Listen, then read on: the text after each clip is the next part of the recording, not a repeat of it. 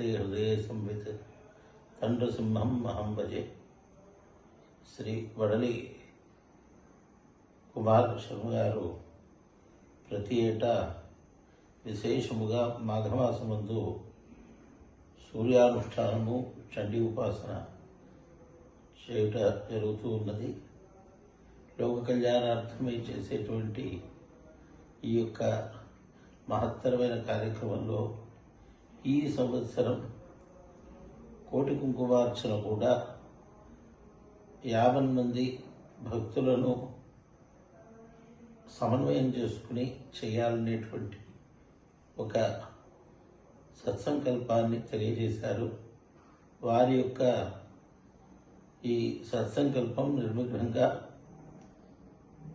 సంపూర్ణమవుగాక, సుసంపన్నమవుగాక అని ఆశీస్సులు తెలియజేస్తున్నాం.